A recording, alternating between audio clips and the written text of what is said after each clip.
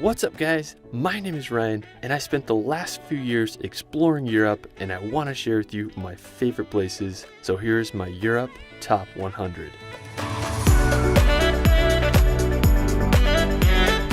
There are very few places, if any, that can match the beauty and wonder of Europe. From the Mediterranean coastline to the scenery of the Alps, Europe remains unmatched to the rest of the world. This video is a long one, so I've made timestamps of all the places in the description below so you can jump around to your favorite destinations. Let's start this video off at France's Mont Saint-Michel. I have to say this is easily one of my favorite places I've visited in Europe. It's truly magical. Now to get there, it's a 4-hour drive from Paris. Now you can't drive directly to the tidal island. Instead, you can park in the parking lots outside and either take a shuttle or walk about 4 kilometers. Now I definitely recommend walking if you can. As you approach the island, it's quite the experience. It just made me think of how the people must have felt throughout the ages as they came here. Just truly something out of a fantasy film. Now when you reach the island and walk through the gates, you feel like you're walking into a Harry Potter movie. It was as if I was walking down Diagon Alley. Now around sunset, the tide started to come in. I was amazed by how fast the water levels were rising. I understand now why it was so dangerous for the medieval pilgrims to walk to the island. Now on our way back, we met up with some sheep in the fields. Definitely was the perfect way to end our time at Mont Saint-Michel. While we're still in northern France, we're going to visit Etretat. Located about 3 hours drive from Paris, Etretat is a charming seaside town. The main reason I wanted to come here was to witness the impressive sea cliffs. When we reached Etretat, we walked through the beautiful coastal town and arrived at the beach. It had this nice pebblestone sand and you could get a view of the cliffs. They were freaking huge, a lot bigger than I expected. Now after we decided to walk on top of the cliffs, we strolled along the beautiful boardwalk and made it to the top. My favorite features of the cliffs are the sea arches. There are 3 of them, and I also like the pointed sea stack called L'Aiguille. If you can, I recommend staying until sunset. The sun will hit the cliffs perfectly, lighting them up with an orange glow. Afterwards, we're going to visit the island of Corsica. Located right above the island of Sardinia, Corsica is this massive island full of so many diverse landscapes. It's home to jagged mountains and some of France's best coastline.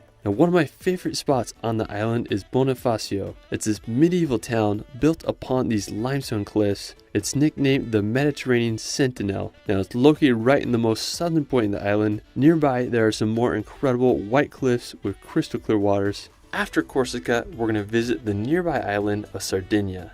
Now with some of Europe's best coastline, pristine beaches, and the clearest water you've ever seen, Sardinia is the place to be. The main reason I wanted to go to Sardinia was to visit Cala Golorizze. I think it's easily one of the most beautiful beaches in all of Italy. It has these massive pointy rock formations coupled with green cliffs and Gatorade blue water. We anchored and immediately went for a swim. The visibility was absolutely incredible. It's some of the best I've ever swam in. Another reason I wanted to go to Cala Golorizze is because there's a sea arch where you can cliff jump.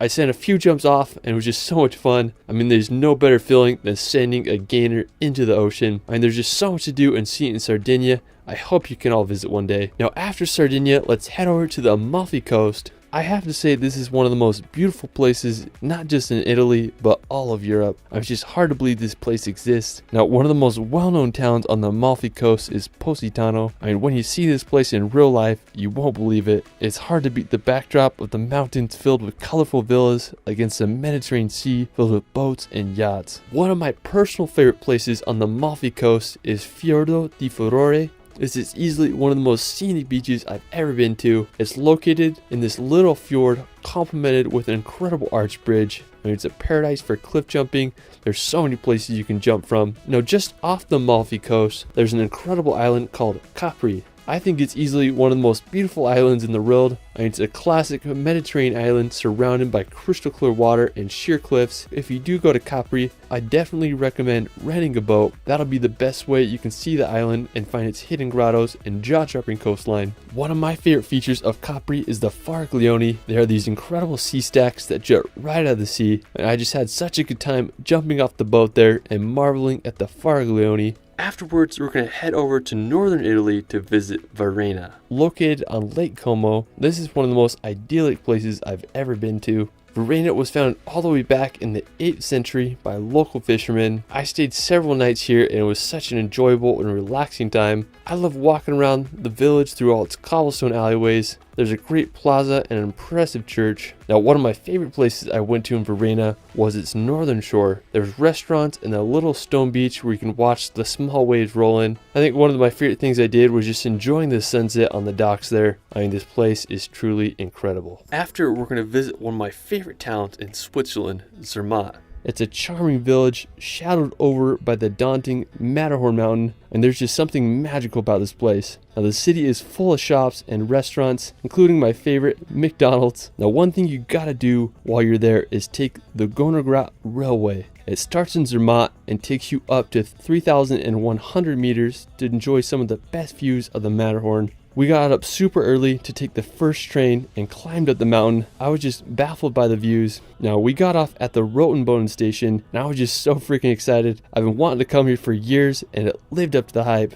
There are 2 lakes that offer some of the best views of the Matterhorn, and if the conditions are just right, you can see a perfect reflection of the world famous peak. Not only is the views magical, but there are some of the cutest sheep I've ever seen. They have the curliest hair and twisted horns and look like an animal you would find in a fantasy novel. Afterwards, we're going to head over to some warm weather in Portugal to visit one of my favorite beaches, Praia do Ursa. Located on Sintra's coast, about 50 minutes from Lisbon, this is probably my favorite beach in all of Portugal. Now, one reason I like it so much is for its rock formations. There's several of them and they look like wizard hats. Now, to get to the beach, it's a decent hike.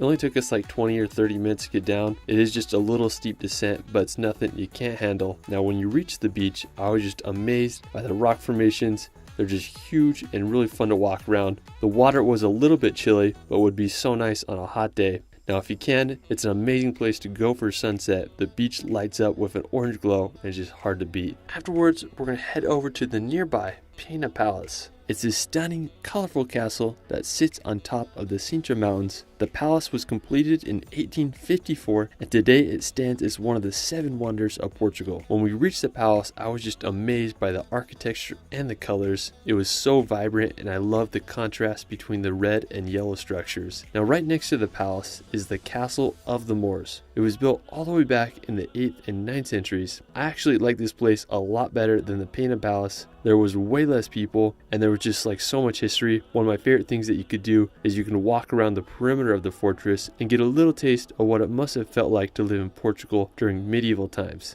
After, we're going to venture to the Atlantic Ocean to visit the enchanting island of Madeira. I recently returned from exploring this island and just was a phenomenal time. One of my favorite beaches on Madeira is Ponta do Sol. It's this beautiful town that reminded me of Italy's Amalfi Coast. The beach there wasn't sandy, instead it had smooth rocks and the swimming was spectacular in the crystal clear waters. The main reason I wanted to go here was to do some cliff jumping. On the east side there's this pier area with this super cool arch bridge and then there's some little cliffs to jump off. I sent a few jumps and it was just freaking fun. The water felt so nice and was such an enjoyable spot. After, we relaxed on the beach and did some more swimming and just enjoyed the sunset. After, we're going to visit my favorite place on Madeira, Pico do Arriero. Now, I love this spot so much I came up 4 times. Now, it's located about a 40-minute drive from Funchal. Pico do Arriero is the 3rd highest point on the island with an elevation of 1,818 meters. Now, since it's so high up, you'll often be in or above the clouds, which creates the most epic landscape. Now, to reach Pico do Arriero, you don't need a hike. You can drive a car to the top and from there you can go explore the mountains. I was surprised how well maintained the trail was. It's a stone path with guard wires for a majority of the way. I mean, just so nice. If you hike for about 15 minutes, you'll reach the first lookout point called the Miradoro do Ninho da Manta. Now, the views there are just absolutely incredible. It has a phenomenal vantage point. We went up here for sunrise and sunset and both were amazing. But I'd say sunset was my favorite because there was like hardly anyone up there and basically had the whole place to ourselves. I mean, it just felt like a dream up there with the clouds and the setting sun. While we're still in the Atlantic, we're going to visit Portugal's archipelago of the Azores. Now, the Azores are a group of 9 islands like none other. They remind me of a hybrid of New Zealand and Hawaii with rolling pastures and green scenery. I mean, it's basically the Garden of Eden in real life. The largest island on the Azores is São Miguel. One of the most stunning places on the island is Lagoa das Sete Cidades. It's a twin lake situated in the crater of a volcano. One lake is green while the other is blue. The nearby Santiago Lake is also a really unique place. Now, another one of my favorite islands on the Azores is Pico. It's home to the highest point in all of Portugal, called Mount Pico. It's a stratovolcano that reaches 2,351 meters high and it last erupted in 1720. I just can't believe how huge it is. I mean, it's just hard to beat the scenery of this volcanic archipelago. After, we're going to head over to Spain to visit possibly my favorite island in the world, Mallorca. When you think of a Mediterranean paradise, this is it. Mallorca is home to crystal clear water, windy roads, and some of the world's best cliff jumping spots. When I started solo traveling, this is one of the first places I went, so will forever have a special place in my heart. One of my favorite places in Mallorca is Cala Farquez. You're just going to be blown away by the beauty of this place. It literally has everything from sandy beaches to prime cliff jumping spots. When I was there, I did one of my biggest cliff jumps ever and jumped off a massive 60-foot arch. It was terrifying, but it's became one of my all-time favorite travel memories. Another cool thing I did is me and my brother found this underwater cave and we swam through it. I just couldn't believe how clear the water was. On the other side of Mallorca, you can visit the famous road to Sa Calobra. If you love driving, you'll definitely enjoy this place. It's full of hairpin turns and loops that wind down the mountain. Now you can take the road to the bottom and you'll visit this place called Torrent de Paris. It's this awesome beach between these two cliffs. I mean, it's hard to match the vibes of Mallorca. I couldn't recommend this island enough. After, we're going to head over to Greece to visit the iconic island of Santorini. This may be Greece's most popular destination. I went here a few summers ago and it lived up to its hype. One of the most famous places on Santorini is Aia. When you think of Greece, this is it. White houses, blue roofs, and an insane backdrop. I went there early in the morning and had the most incredible sunrise ever. Another town on Santorini is Thera. It's this little town that's built on the rim of a volcano. A really cool beach on the island is Red Beach. It's famous for its maroon colored sand and red cliffs that make you feel like you're on Mars. After, we're going to head up to Ireland to visit the dramatic Skellig Islands. Located off the coast of Southern Ireland, the Skelligs are a set of two islands that are easily one of the most epic locations. The only way to reach the islands is by boat. We left from the town of Portmagee and it took us about an hour to reach the Great Skellig. We got off the boat and I was just so freaking stoked. We just started walking up the island's path until we reached the stairs that lead up to the top to the monasteries. Now, the history of the island is just absolutely fascinating. The monastic settlement dates back to the 6th century, where the monks of St. Fionnan lived simple lives on this isolated island. They built these beehive huts completely out of stone. They were precisely designed to make sure no water could get into them. Now, it's believed there were about 12 monks that lived here at a time. In the 13th century, the monks left the island for mainland Ireland, and since then, Skellig has become a place for pilgrimage. All in all, the Skellig Islands were one of the coolest places I've ever been, and I couldn't recommend them enough. Afterwards, we're going to visit the most famous place in all Ireland, the Cliffs of Moher. Now located on Ireland's west coast, about a 3-hour drive from Dublin, the cliffs stretch over 14 kilometers, with the highest reaching 214 meters above the sea. When we reached them, I was just amazed by the size of the cliffs. I mean, they were way bigger than I imagined, and they just drop off straight into the ocean. If you want to walk to the end of the cliffs, you can make the trek to Hag's Head. If you can, I definitely recommend waiting for sunset as the light hits the cliffs, giving it a strikingly orange glow. I mean, it's easy to see why it's one of the most popular places in all Ireland. After, we're going to head up to Norway to visit Geiranger. Now located about a 6-hour drive from Oslo, Geiranger is one of Norway's most popular destinations. Now the main reason I wanted to go to Geiranger was to visit Skagafla. It's this historic farm built on a cliff 270 meters above the fjord. Now you can only access the hike by taking a ferry over. It cost about $50 per person and the ride had some amazing views. Now when we got off the boat, the hike was no joke. It just goes straight up the mountain where you get some amazing views on your way up. When you reach the farm, you'll feel like you're in a fairy tale. The cabins are covered in moss-covered roofs and the views you get up there are just astounding. I'm just jealous of whoever owns those cabins. Farmers used to live here all the way back in the Middle Ages, and it was inhabited until the early 1900s. Today, it's easily one of Norway's most beautiful hikes and one of my favorite places I visited during my time in Norway. Now after, we're going to visit one of my favorite lakes in Norway, Lovatnet. Located about a 2 hours drive from Geiranger, Lovatnet is this glacier lake with turquoise colored water coupled with an incredible backdrop of the mountains. Now when we were there, we drove to the other side of the lake to this place called Ludalen. Now there was this insane waterfall called Ramnefjellfossen that was easily one of my favorites that I saw in my time in Norway. The only regret I have when I visit Lovatnet is not going for a swim or at least taking a boat out. So if you go, don't make my mistake and enjoy the wonders of this incredible lake. Now afterwards, we're going to visit Romsdalen. Now when I got to Norway this summer, this was the first place I went. It's about a 5 hours drive to get there from Oslo, and it's this phenomenal valley surrounded by some of Europe's highest cliffs. Now one reason I wanted to come here was to witness Trollveggen. It is the tallest vertical rock face in all of Europe with a height of 1,700 meters. Now one of the best places to view Trollveggen is from Litlefjella or Little Mountain. Now to get there, you take a toll road that costs about $10, and it's a fairly easy hike that takes about 20 minutes. Now when you're up top, you'll be facing the daunting Trollveggen mountain across the valley. When I was there, it was pretty cloudy, but I still got a good look at it. You also get great views of the winding river and valley below. I mean, this place is just freaking amazing. Overall, one of my favorite places I visited in Norway. While we're still in the Nordics, we're going to head across the Atlantic to visit Greenland. Although it's located in the North American continent, Greenland is politically and culturally associated with Europe as it's part of the Kingdom of Denmark. Now Greenland is just absolutely huge. It's the biggest island in the world, but due to its harsh living conditions, only 56,000 people live there, making it the least densely populated place on the planet.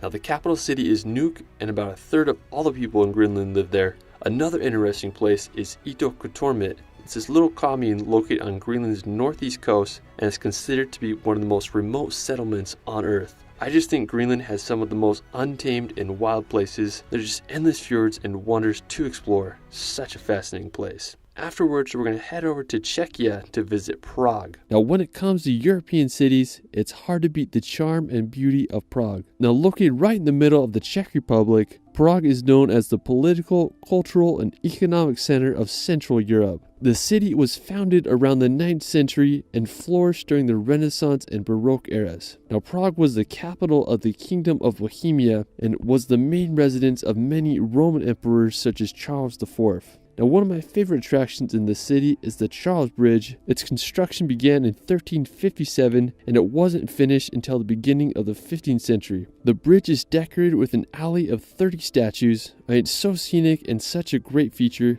Now, the Old Town Square is also a great place to explore. I mean, Prague just has such a historic vibe, and I hope you all can visit. Now, afterwards, we're going to visit the fairy tale town of Český Krumlov. Now, located about a 2 hours drive from Prague, Český Krumlov is a medieval fantasy. As I was doing research, I was just blown away by the beauty of this place. It looks like something straight out of a fairy tale. The town arose around the year 1240 when the Český Krumlov castle was built and a settlement emerged beneath it. Český Krumlov thankfully escaped the bombings of World War II, which is the main reason the city is so well preserved. Today it stands as one of Czech Republic's most beautiful towns. One of the main attractions of the town is the castle. It's the second most visited in the country. It's surrounded by a moat that's not filled with water but bears instead. That's pretty crazy. You can also visit the castle tower to get an incredible view of the town. I mean, it's just such a magical place and I can't believe it exists. After, we're going to head over to Germany to visit the city of Dresden. Now, located in eastern Germany near the Czech Republic border, Dresden is an incredibly beautiful city built upon the Elbe River. It's famous for its Baroque and Rococo architecture. Now, leading up to the 20th century, Dresden was just a remarkably beautiful place, but tragically, during World War II, the city was almost completely destroyed by air raids. I mean, the whole city was just turned into rubble. Now, the restoration of the city took decades to complete. Now, today, Dresden is one of Germany's most visited cities and has been nicknamed the Florence of the Elbe.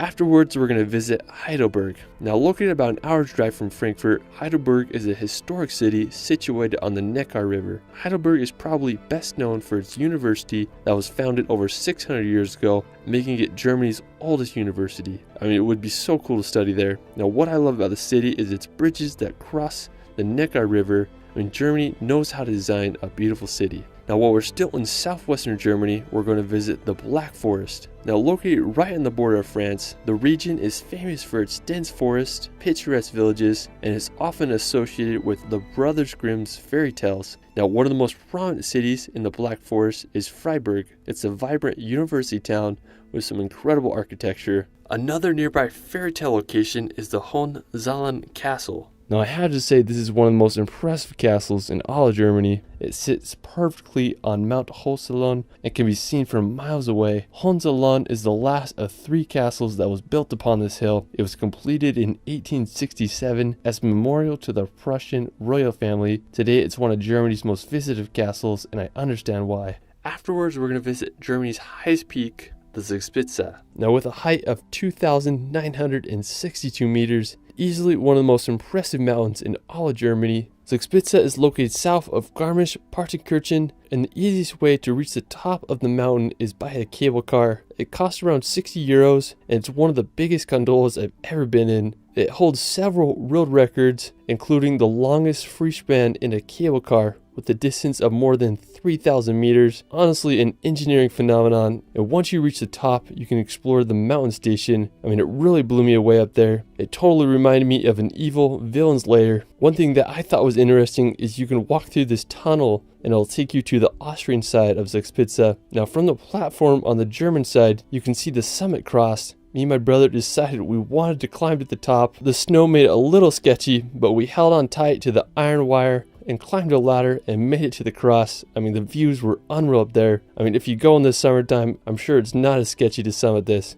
Now after Zugspitze, you can take the cable car down to visit the Lake Eibsee. Now it's known as the Maldives of the Alps with its clear water and tree-dotted islands. I mean, the color of the water there is astounding. Now if you have time, I definitely recommend walking along the lake. It's full of beautiful groves of trees and a perfect place to relax on the shoreline and enjoy some Bavarian nature. While we're still in the Bavarian Alps, we're going to head over to the Eagle's Nest. Now I'm really fascinated with World War II history, and I had to see this place for myself. Now the Eagle's Nest was built in 1939. Now to get to the Eagle's Nest, you can take a bus up. When you get to the top, you'll walk through a deep tunnel into the mountain. Now at the end of the tunnel, there's a circular room that leads you into a golden elevator. Thankfully, the Eagle's Nest wasn't destroyed in World War II, and today it's a restaurant with panoramic views. Now while you're there, you can hike up some walking paths into the Berchtesgaden National Park, enjoying the incredible sights of this historical destination.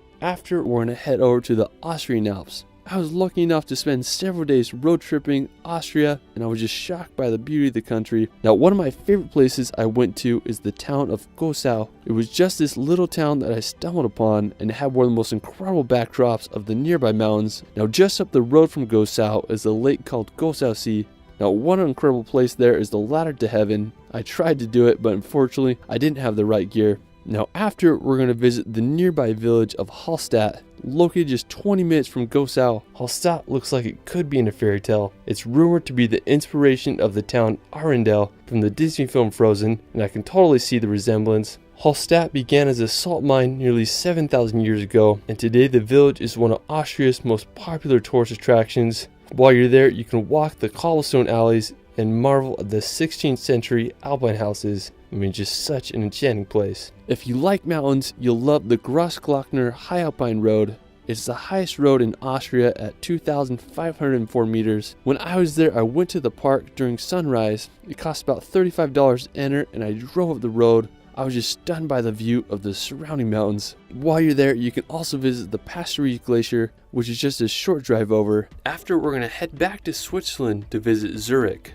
Located in north-central Switzerland, Zurich is one of the world's largest financial center. It's often labeled as one of the most expensive cities in the world. Now, Zurich was founded by the Romans in 15 BC, and today it's the most populous city in Switzerland. I mean, it's just hard to beat the scenery of the city there. I love how it sits at the edge of the lake, and the Limmat River runs right through it. I mean, Switzerland doesn't mess around when it comes to its cities. Now, if you want to do a challenging hike near Zurich, you can visit Limmernsee. This is one of my favorite hikes I did in Switzerland. You start by taking up a cable car, and when you reach the top, you're going to go through a 3-kilometer tunnel through the mountain. I believe it was originally built by a company who made the dam, and now you could walk through it. We reached the end and we arrived at the lake. It's this striking turquoise color surrounded by an amphitheater of mountain walls. Now the hike to the top was freaking hard. It's very steep and felt like it went on forever, but after about an hour, we made it to the iconic viewpoint. It's this rocky peninsula that gives you a perfect view of the reservoir below. I just had a blast running around up there. I mean, there's no greater feeling than running free in the mountains. Afterwards, we're going to visit one of my favorite places in Switzerland, Lauterbrunnen.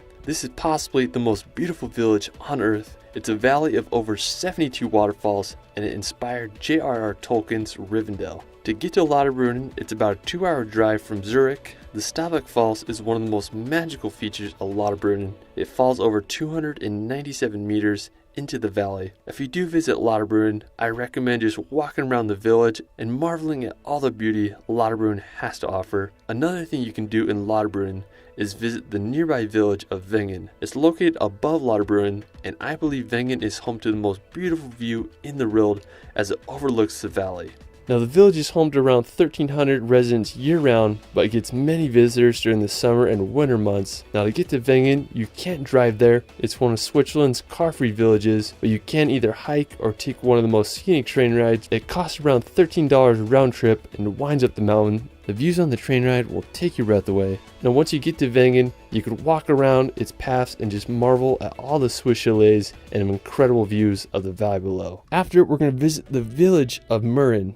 Now just from Lauterbrunnen, it's just a few minutes drive down the valley. Now the city is just enchanting. It's filled with Swiss chalets and incredible views. The main reason I wanted to go to Mürren is to do the iconic Via Ferrata. I rented some gear at the Intersport store for about $25 and I was all ready to go. Before you start, you walk through this tunnel. It's a good initiation and gets you pumped or nervous for what's to come. You then follow the path and it's pretty chill for the first bit. You just walk through a little forest, but then you get to the cliffs. There was this base jump platform to jump into the valley below. Just standing on it made my stomach drop. Anyways, after that, the Via Ferrata gets a little wild. My favorite part is this section that goes across this sheer cliff face with the 1,000-foot drop right below you. I mean, it's perfectly safe as long as you're clipped in to the iron wire with your gear. After the cliff section, I continued on the trail, and the final obstacle is the bridge that goes over a deep canyon. This was honestly the scariest part for me because it was kind of shaky towards the middle, and the 1,000-foot plus drop is intimidating, but nonetheless, I finished and made it to the town of Gimmelwald. It took me about 2 hours to do, and it was just so freaking fun. Now after, we're going to visit the Aletsch Glacier.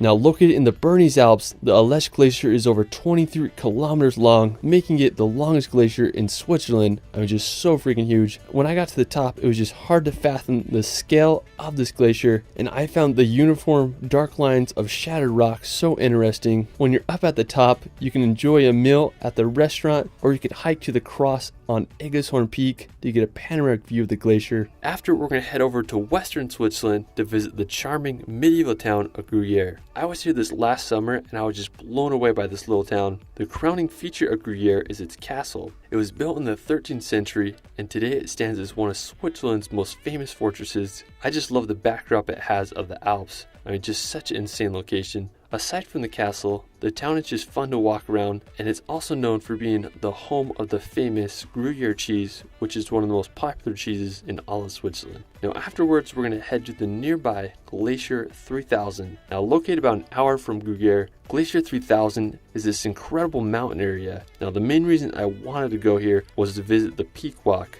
which is the only peak-to-peak bridge in all of Switzerland. We had to take 2 gondolas up to get there, and when we reached the top, we were at the edge of some clouds. I mean, it was just so wild to be up there, and I'd love to go back on a clear day to get a better view of the mountains. Now afterwards, we're going to visit one of my favorite cities in all of Switzerland, Geneva. Located on the southern tip of Lake Geneva in western Switzerland, Geneva is Switzerland's second most populous city after Zurich. I was lucky enough to live here for a summer and I just absolutely loved it. It's where the headquarters of the United Nations are, so there's a lot going on. The Geneva Water Fountain is one of the city's most famous landmarks as it jets out water that shoots over 140 meters high. I mean, I just love Geneva and I hope you all can visit one day. Now, if you want to explore more of Lake Geneva, I recommend checking out the vineyards that border the lake. One of my favorite places is near this village called Epis. It's full of terraced vineyards that accompany the view of the massive lake. I mean, it doesn't even feel like you're in Switzerland. I felt like I was in France or Italy. The north shore of Lake Geneva is called the Swiss Riviera, and I totally understand why. Now afterwards, we're going to head over to nearby France to visit the French Alps. Now this is easily one of my favorite regions in all of France. It's home to the incredibly massive Mont Blanc, which is the highest mountain in all the Alps at 4,807 meters. Mont Blanc doesn't have the most prominent peak compared to other mountains, but it's just hard to comprehend how huge this mountain is. Now the town located at the base of Mont Blanc is Chamonix. It's a hub for some of Europe's best skiing and hikes. I really enjoyed walking around the town. It reminded me of a French Zermatt. Now one thing you gotta do while you're there is take the gondola to Les Aiguilles du Midi. Now to get there, you can take a 20-minute cable car ride, which holds the world record for the highest vertical ascent by a cable car with an altitude gain of over 2,807 meters. It costs about 69 euros for a round trip ticket to the top. Now while I was there, it was extremely packed. I think there was like some holiday going on, so just plan accordingly. You'll take 2 lifts up. I mean, it's just wild how steep it is. Now when you reach the top, you'll be at an elevation of 3,843 meters. You can definitely feel the shortness of oxygen in your lungs. When you get off the lift, you'll walk through this labyrinth of tunnels carved straight out of the granite. There's tons of walkways and platforms to explore. You'll get an excellent view of Mont Blanc and the other mountains. Now one thing I thought was crazy is that there's a place where the mountaineers exit to either go hike to Mont Blanc or just explore the glacier. Les Aiguilles du Midi was such an incredible experience and definitely the highlight of our time in the French Alps.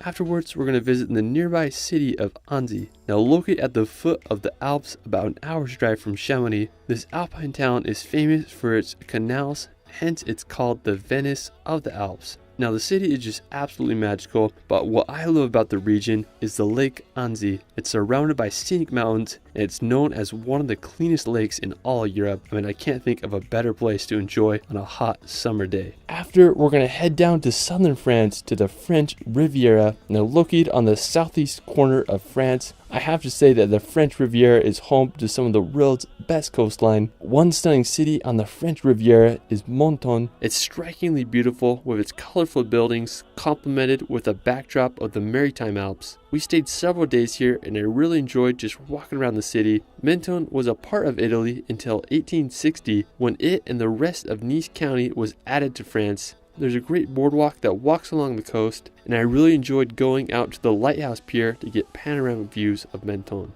Now afterwards, we're going to visit the medieval town of Èze. Now located on a hilltop tower looking over the French Riviera, I have to say this was easily the coolest medieval place I visited in my time in southern France. It was only a short 30-minute drive from Menton. Now Èze was founded during the Middle Ages around the 14th century, and today is known worldwide for its medieval vibe and views of the French Riviera. I mean, you really feel like you're walking back in time. Everything is so old, yet it's perfectly preserved, and the village is just full of like these tunnel walkways and trees that were just built around. Truly is such a cool place. Now one of the main features of the village is the exotic garden. It's this beautiful place that sits on top of the village. It not only has beautiful plants and cactuses, but it offers one of the best views of the French Riviera. It's definitely worth the hike and €6 entry fee. Now afterwards, we're going to visit the town of Saint-Tropez. Now this is one of my favorite towns I visited on the French Riviera. Saint-Tropez is located about an hour-and-a-half drive from Nice. Now Saint-Tropez grew as a fishing village and military stronghold until the 20th century, and it was the first town to be liberated on the French Riviera during World War II. In the 1960s, Saint-Tropez started gaining popularity amongst jet setters, and today it's renowned for its beaches, nightlife, and yachts. Now the main part of Saint-Tropez is pretty small, but I love just walking around its streets and alleyways. There was this path that walks along the coast, and it was just really nice to explore. All in all, Saint-Tropez is a really beautiful town, and I understand why it's so popular. Now afterwards, we're going to visit Cassis. Now I think this was my favorite place we visited in southern France. We stayed several days here. I'm just so glad we did. It's a seaside town with that classic French chic charm. Now Cassis is overlooked by Cap Canaille, which is home to the highest sea cliffs in all of France with a height of 394 meters. Now one of the main reasons I wanted to go to Cassis and just southern France in general was to visit the Calanques. Now they are these incredible sea coves surrounded by daunting cliffs and crystal clear waters. The one I really wanted to go to is Calanque d'Anvou. Hope I said that right. Now there's several ways to get here. You can either take a boat, kayak, or hike in. Now on our first day there, we rented a little boat from the harbor in Cassis and headed out to the Calanques. Now the views on the way were just absolutely incredible. Now one downside about the boat is we couldn't land on the beach. You can only drive like halfway through and then it's roped off. But if you do rent a kayak or a paddleboard, you can take it to the beach, which I definitely recommend if you can handle the long paddle. Now we went in as far as we could in the Calanque and then turned around after we just kept exploring the coastline, heading west as we relaxed in this other Calanque with some just really unique cliffs and rock formations. It was such a phenomenal area. Now the next day I really wanted to go to the beach in the Calanque d'Anvou, so we decided to do a hike. Now the hike was about 7 kilometers long and it had this one steep descent to get down to the beach. Nothing you can't handle. Now once we reached the beach, it was really an amazing sight. The steep white cliffs coupled with the greens of the pines and blues of the water were just amazing. Now the beach was a decent size with a lot of smooth pebbles. We went for a swim and the water was just so freaking clear. I wanted to find a cliff jump spot, so after swimming down the cove, I found this rock about 7 meters high and did a few jumps off of it. There's truly no better feeling than cliff jumping into the Mediterranean.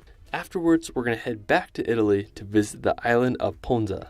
Now before this last summer, I had no idea this island existed. But after seeing some videos of this place, I had to go see it in person. It's located off the west coast of Italy, and it took about a 2-hour ferry ride to get there. Now Ponza is full of history. It was a popular island during Roman times with many ruins and tunnels that still exist today. One of the best ways to see Ponza is by boat. We rented one and cruised around the whole island. I was just baffled by the volcanic cliffs and endless coves and grottos. One of my favorite memories of the island was just anchoring in this little cove and spending hours there swimming and enjoying the Mediterranean sun. It's just hard to beat that lifestyle. Anyways, one of the most famous places on the island is Chaya di Luna Beach. It's known for its massive white cliffs and a beach shaped like the crescent moon. You can get there by boat, or there is an ancient Roman tunnel you can walk through. I just can't believe how big the cliffs are. Now afterwards, we're going to head over to Sicily to visit the Aeolian Islands. Now the Aeolian Islands are an archipelago made up of 7 inhabited islands located off of Sicily's northern coast. Now the islands were created by volcanic activity, and as a result they are home to some of the most bizarre landscapes.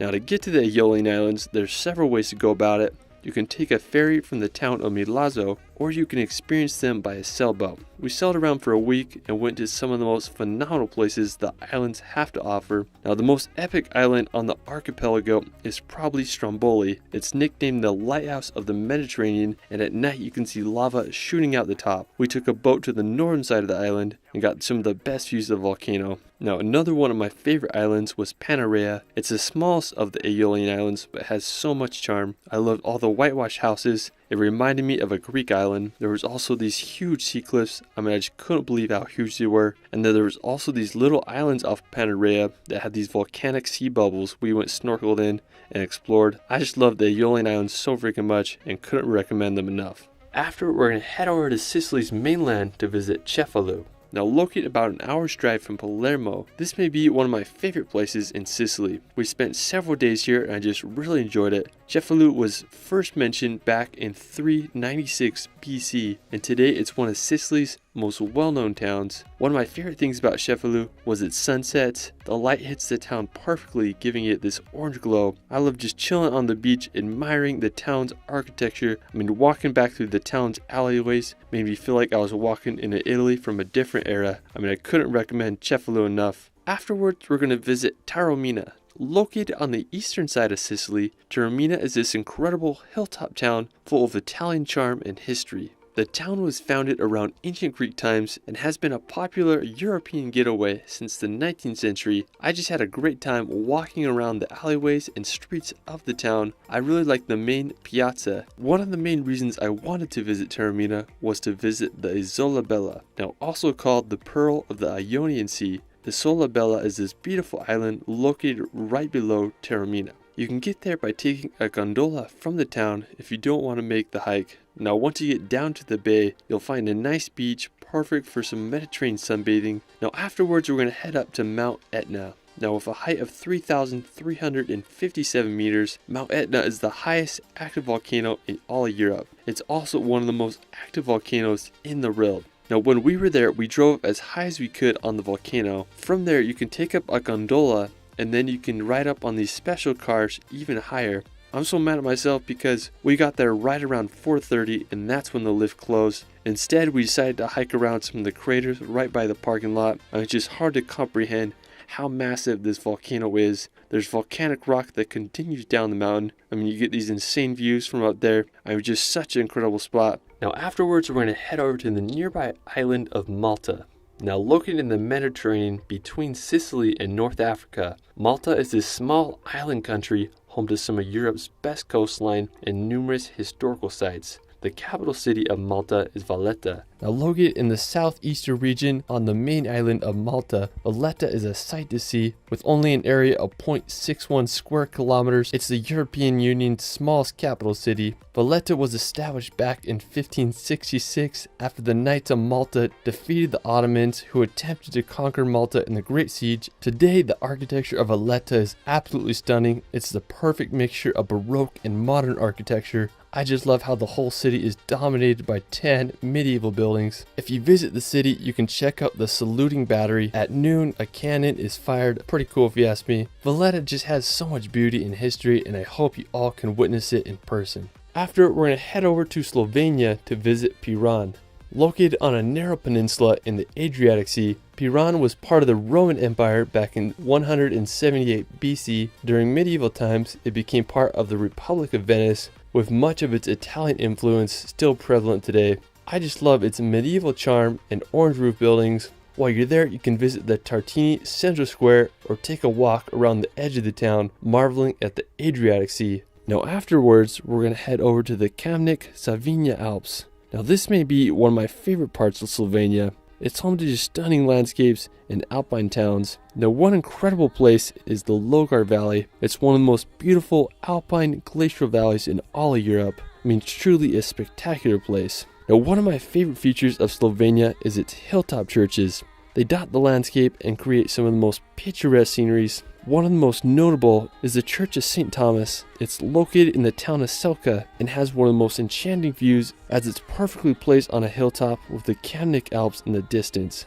Another scenic chapel is the Church of St. Primoz and Felician. It's located in the town of Jamnik, and the church was built back in the 16th century and it offers one of the most beautiful settings with a path that leads up to the church with the backdrop of the Alps. It doesn't get more spiritual than a church in nature. After, we're going to head over to the country of Croatia. If you love medieval towns, endless islands, and crystal clear waters, you'll fall in love with Croatia. One of the most famous regions in the country is the Dalmatian coast. Now, consisting of the southernmost region of Croatia, the Dalmatian coast is home to some of Croatia's most popular destinations. You can visit Dubrovnik. It's this extremely well preserved medieval old town surrounded by this massive wall that you can walk on. If you want to escape to one of the islands, you can visit Korčula. It's the second most populated island in the Adriatic Sea. I really like its old town that was built upon this peninsula. It's been part of the Venetian Republic off and on since the 12th century, and some historians believe that Marco Polo was born here.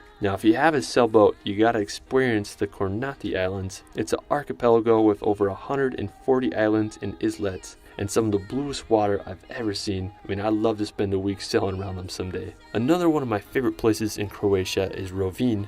Now, located on the Istrian Peninsula on Croatia's western coast, Rovinj is one of the most beautiful medieval fishing towns I've ever seen. From 1283 to 1797, Rovinj was governed by the Republic of Venice. Today it is part of Croatia, and it's one of the country's most beautiful cities. When you walk the streets, you'll feel like you're in Italy due to its Italian influence. Now, afterwards, we're going to head over to the country of Montenegro. Now, with mountains like the Alps and a Mediterranean coastline, I think Montenegro is one of the most underrated countries in all of Europe. Now, one of the most popular destinations in Montenegro is the coastal town of Kotor. It's located in what some consider to be Europe's southernmost fjord. Now, from the early 1400s until the end of the 18th century, it was part of the Venetian Republic, which influenced much of its architecture, which stands today. It's grown in popularity over the years, and it's a popular cruise ship stop. Now, I think the whole Bay of Kotor is such an incredible location with its massive mountains that line the coast, coupled with its medieval architecture. It reminds me of a real-life Numenor. Now, if you want to explore some of Montenegro's mountains, you can head up to Derbentor. It's located about a 4-hour drive from Kotor, and it offers some of Montenegro's best nature. An impressive spot is a glacial lake called Crno Jezero that offers an amazing view of the Dinaric Alps. You can also drive on Derbentor's winding, narrow roads that navigate through the mountains. Another fascinating spot in Montenegro is the Crno-Jevica River. It's a serpentine waterway that winds into the Skadar Lake. It creates such a unique landscape, it doesn't even feel like you're in Europe. And just so bizarre and beautiful. You can get a great view of the river from the Pavlova Strana viewpoint. Now afterwards, we're going to head over to Serbia to visit Belgrade. It's the capital and largest city in Serbia with a population of 1.7 million. What's crazy about Belgrade is that it's one of the oldest continuously inhabited cities in Europe and the world. One of the most notable attractions of the city is the Belgrade Fortress. It was built all the way back in 279 BC. It sits atop a hill and offers one of the best views in Belgrade. If you want to see some of Serbia's nature, you can head over to Lake Peručac. It's located right in the Serbia-Bosnia border, and it's this reservoir with some steep mountains. Another interesting place downstream from the lake is the Drina River House. It was originally built in 1968, but has been destroyed 7 times from rising water levels, but it's been rebuilt every time. I mean, just such an interesting little house. Now after Serbia, we're going to head over to the neighboring country of Albania. Now with alpine mountains and its own coastal riviera, Albania is a gem of a country. The capital city is Tirana. It's known for its Ottoman and Soviet era architecture. Now from Tirana, you can make the 3-hour drive to the alpine village of Theth. It's located in the Albanian Alps and it's just surrounded by phenomenal views. I mean, I think the area is one of the most beautiful places in Albania. The mountains here are just phenomenal and I would love to spend a few weeks hiking around them. Now after Albania, we're going to head over to Greece to visit the nearby island of Corfu. Now located in the northwestern part of Greece, Corfu is one of the greenest Greek islands in my opinion. It reminds me a lot of the scenery of the nearby island of Zakynthos with its white cliffs, green vegetation, and incredibly clear waters. Now one of my favorite places in Corfu is Porto Timoni.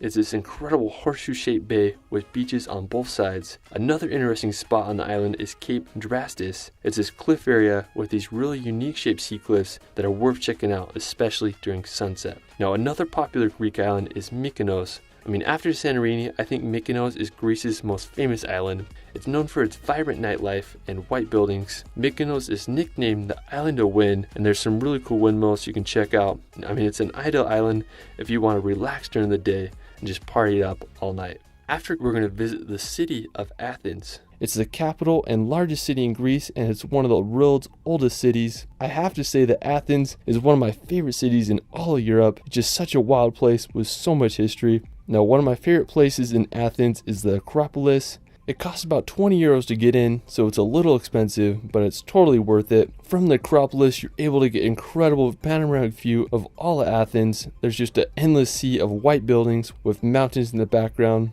If you do go to Greece, I definitely recommend exploring Athens for at least a day or two. It's just such a unique place. After Greece, we're going to head up to Romania to visit Bucharest. Now located in the south of Romania, Bucharest is the country's capital with a population of 1.8 million. It's referred to as the Paris of the East thanks to its elegant architecture. Now one of the most impressive buildings in the city is the Palace of Parliament. It's the heaviest building in the world, weighing over 4 million tons. I mean, that's kind of crazy to think about. Now I just love how the long street leads up to the palace. Now similar to Paris, Bucharest has the Arch of Triumph, dedicated to the heroes of World War I and Romania's War of Independence. Bucharest definitely is a European capital worth visiting. After Bucharest, we're going to take a drive on the Trans-Făgărașan Highway. Now this is definitely the most well-known road in Romania and was claimed to be the best road in the world by the TV show Top Gear. The road was built by Romanian military in the 1970s as a response to the 1968 invasion of Czechoslovakia by the Soviet Union. Now the military wanted to make sure they had quick access across the mountains in case of an invasion.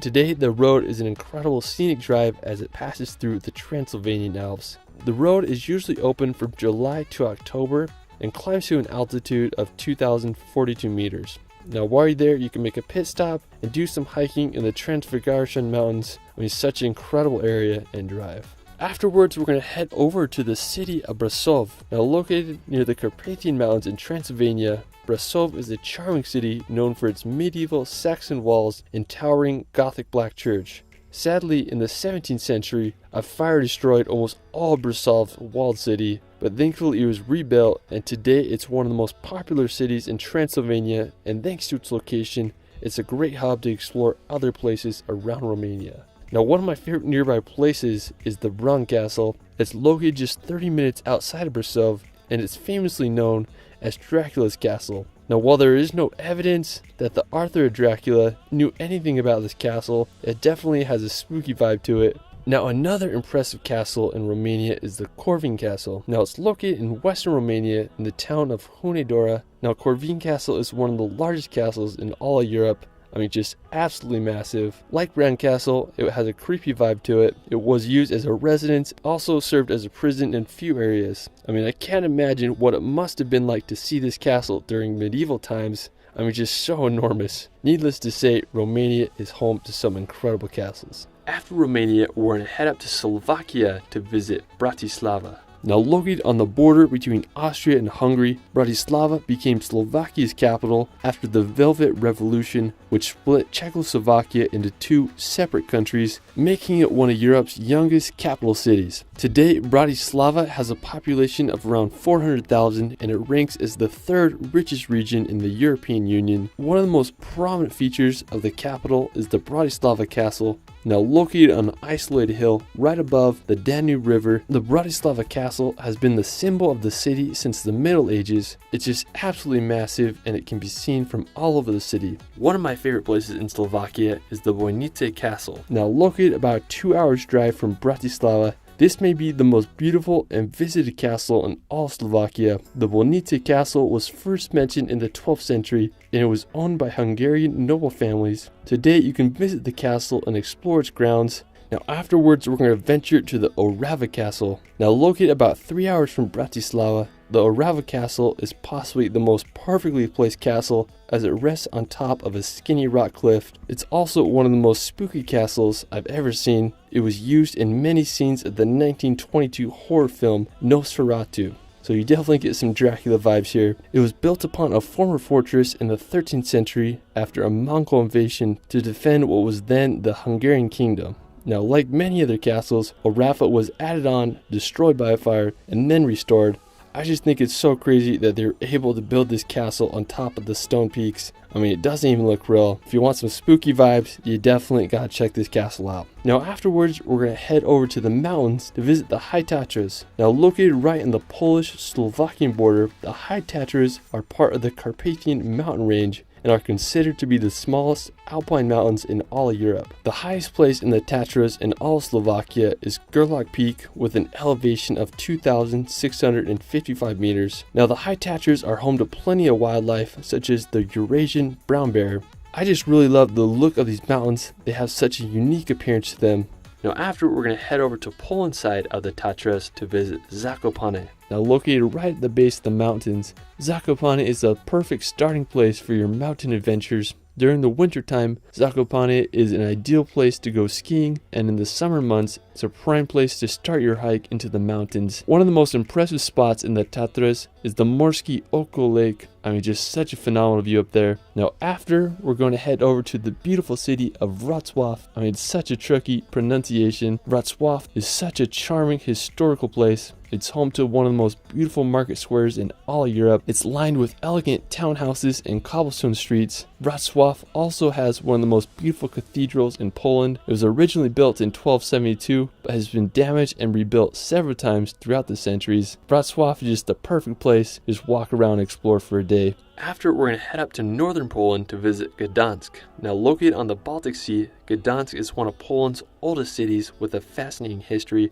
with periods of Polish, Russian, and German rule. The earliest mention of Gdansk was in the year 997 AD, and during the Middle Ages, Gdansk grew as an important seaport and shipbuilding town. It rose to be one of the wealthiest and largest cities in Poland until Warsaw's rapid growth in the 18th century. Today, Gdansk is one of Poland's most beautiful cities. I mean, I just can't believe it's old town. It's full of these perfectly placed houses that seem to go on forever. Now, just an hour's drive from Gdansk is the Malbork Castle, and this is the largest castle in the world by land area. It was built in the 13th century by the Teutonic Knights, who were German Catholic crusaders, and as the number of the knights grew, so did the castle, which encloses an area of 52 acres. I mean, it's just crazy to think that people were able to build such buildings back then. More than half of Malbork Castle was destroyed during World War II, but thankfully it was rebuilt to its former glory. After, we're going to head over to the Netherlands. Famous for its tulips, windmills, and endless canals. One thing that's really interesting about the Netherlands to me is that it's actually grown in size over the century, thanks to the Dutch's ability to use dikes, pumps, and polders to remove seawater and reclaim land. If it weren't for the Dutch's sea-defending innovations, about 65% of the country would be underwater at high tide. Now, the most famous city in the Netherlands is Amsterdam. It's known for its elaborate canal system, narrow houses, and countless bridges. Amsterdam just has a vibe like none other. I was in Amsterdam many years ago, and its impression has always left a mark on me. Now, an interesting place in the Netherlands is Kinderdijk. It's located about an hour from Amsterdam. Kinderdijk is this village famous for its 19 windmills that were built in the mid-1700s to pump water out the nearby polders. It just amazes me that the Dutch were able to make windmills back then to drain water. Now, while you're there, you can walk along the paths and marvel at the windmills and canals. While we're still in the Netherlands, we're going to head over to Rotterdam, now located just an hour's drive from Amsterdam. Rotterdam's history dates back to the 13th century. Due to its location between Germany and Britain, it was completely destroyed in World War II. When Rotterdam was rebuilt, the city was extremely bold with its buildings and unique architecture. Today, Rotterdam's skyline is full of modern skyscrapers. Now, afterwards, we're going to head over to Belgium to visit Brussels. Now, located in the heart of the country, Brussels is the most densely populated region with a population of 1.2 million. After World War II, Brussels became a major center for international politics. It is the de facto capital of the European Union. One of my favorite places was the Grand Place. It's the center square of the city, and I just remember being blown away by the immaculate buildings and all the cobblestone. The square is considered to be one of the most beautiful in all of Europe, and I totally understand why. While you're there, you can treat yourself to a Belgian waffle. Now, a really interesting attraction is the Atomium Landmark Building. It was built in 1958 for the Brussels World Fair, and there's a restaurant with an incredible panoramic view on top. Another one of my favorite places in Belgium is the riverside village of Dinant. Now, located about an hour's drive from Brussels, Dinant is a charming town. I just love how the river runs right through it, and the rock cliff overlooks the town. Afterwards, we're going to head over to the nearby country of Luxembourg.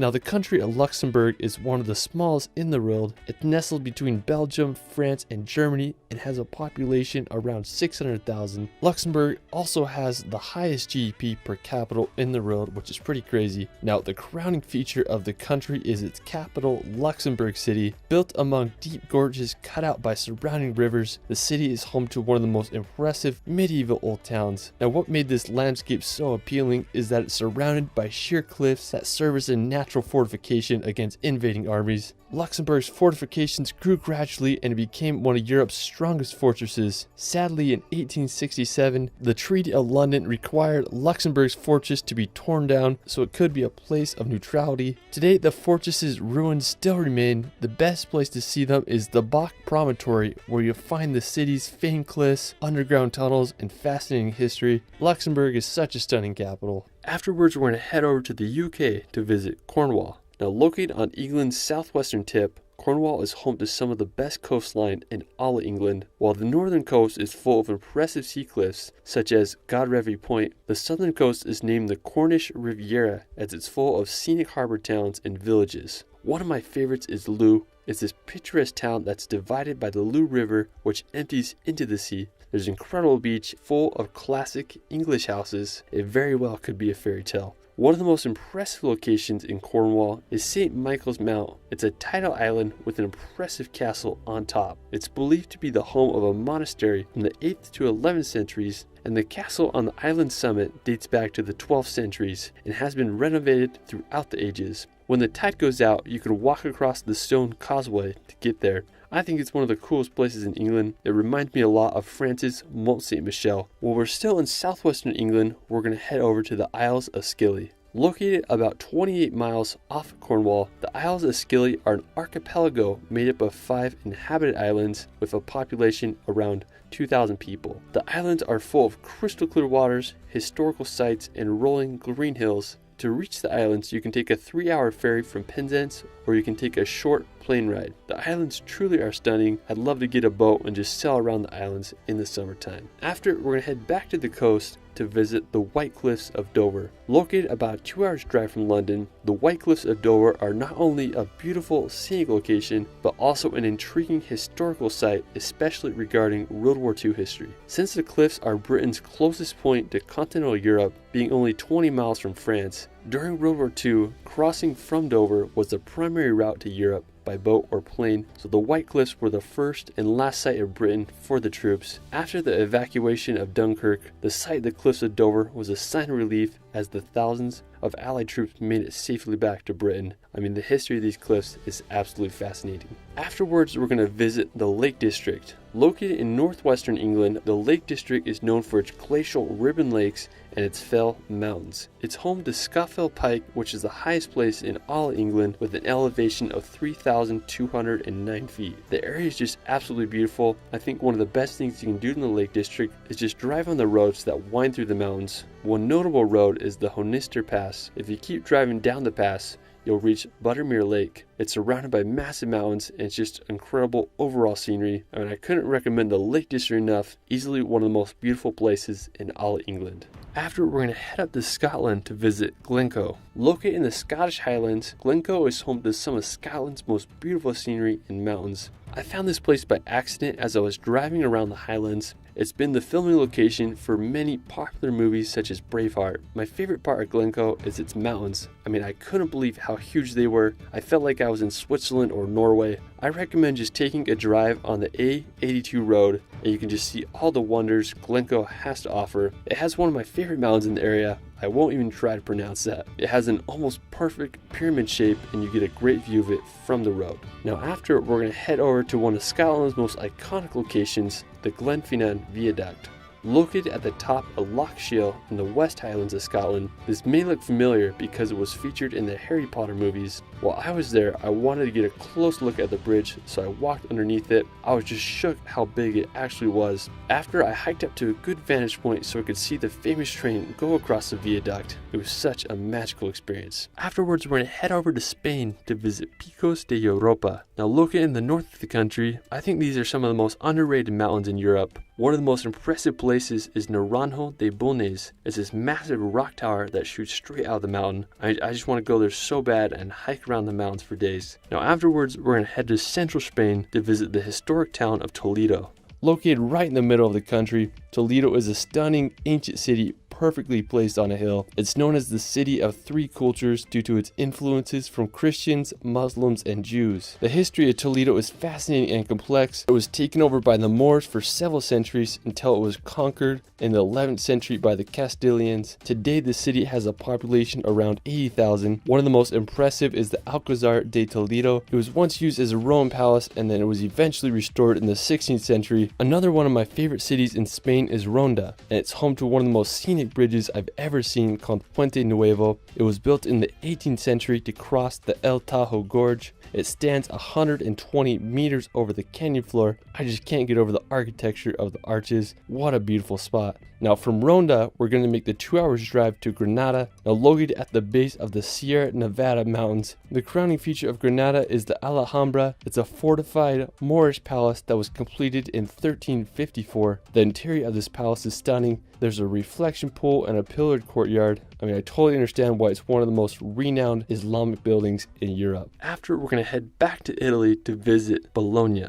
Now located about a 2 hours drive from Venice, what I love about Bologna is its medieval towers. They were constructed back in the 12th and 13th centuries, with the highest being over 300 feet tall. Back in medieval times, there were an estimated 180 towers which dominated the city. Over the centuries, many towers were demolished or simply collapsed, and today fewer than 20 towers remain. The most famous are the two towers. The tallest tower reaches over 97 meters with an overhang of 2.2 meters. I mean, they're both leaning a little bit. They look like they're going to collapse. I just can't imagine all the history these towers must have experienced throughout the ages. Afterwards, we're going to visit Matera. Now, you may recognize this town in the most recent James Bond film. Matera is known all around the world for its unique cave dwellings and striking architecture. It's believed that Matera was founded over 9,000 years ago, making it one of the oldest continuously inhabited settlements on the planet. To date, Matera is one of Italy's best kept secrets and definitely a town worth visiting.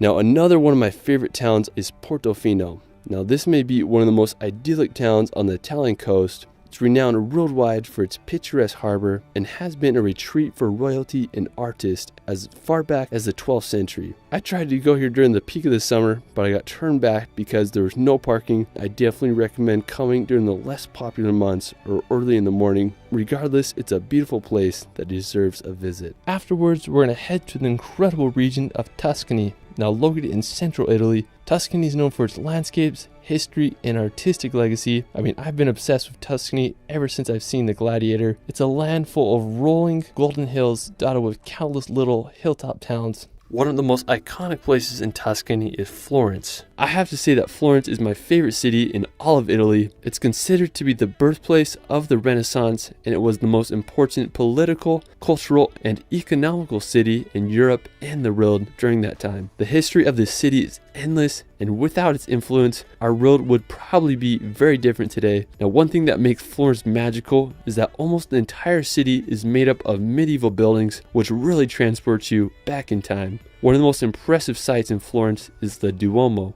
And when you look at it, you just can't believe how big it is. It was completed in 1436, and it just amazes me that they were able to engineer such a big dome so long ago. The people of Florence sure dreamt big. The Ponte Vecchio Bridge is another historic site. It's where the famous poet Dante encountered his love Beatrice, and also was the only bridge on the Arno River that wasn't destroyed in World War II. The Palazzo Vecchio is another site you gotta see. Now, to get the best view of all Florence, I recommend you go to the Piazzale Michelangelo. You'll be able to get panoramic views of the city. I mean, I just can't say enough good things about Florence. You're gonna fall in love with this enchanting city. Now, for our final destination, we're going to visit the Italian Dolomites. I have to say, these are my favorite mountains in all the world. I spent several weeks exploring these mountains, and I consider it to be some of the greatest days of my life. The Dolomites are home to endless jagged peaks, scenic alpine lakes, and just fairy town villages. Now, one of the most iconic places in the Dolomites is Trecime di Lavaredo. It's a set of 3 massive rock pillars that tower over the landscape. When I was here, I wanted to watch the sunrise, so me and my buddy George woke up at 5:30 and started hiking towards this vantage point. Anyways, we made it to the top right when the sun started to rise over the peaks. I was just out of breath because we climbed a freaking mountain, but I was able to experience the most incredible sunrise of my life. I mean, I felt so alive, and moments like that is what traveling is all about. Now, another one of my favorite places in Trecime is this place I like to call Mordor, because it looks like a scene straight out of Lord of the Rings. I remember I was in the parking lot and I saw these mountains in the distance, so I started hiking towards them. They were so mystical and dreary, and the whole landscape reminded me of something out of Lord of the Rings. I decided I wanted to hike to the bottom of Mordor, so I followed this path down, and it led me to this cave. I felt like I was walking into Shelob's lair. Luckily, there were no giant spiders in there. I kept walking down. The sketchiest part was when I got to this long, skinny ladder. Anyways, I made it down to the bottom and was just overwhelmed by the epicness of the area. I didn't have much daylight left, so I walked back up the trail and was able to get one of the most iconic shots ever of me running along this path. Now, in the moment, I really didn't appreciate how crazy that evening was, but looking back, that was hands down one of my all-time favorite travel experiences. Who would have thought Mordor was in Italy? Well, that is it for my Europe Top 100. This was part 2, so if there wasn't a place that you thought deserved a spot in this video, you can watch my part 1. There's still so many places that I want to put in this video, so I'll have to make a part 3. Let me know where your favorite place is in Europe in the comments below. You can find me on Instagram and TikTok at shirley.films. It's Ryan, and we will see you later.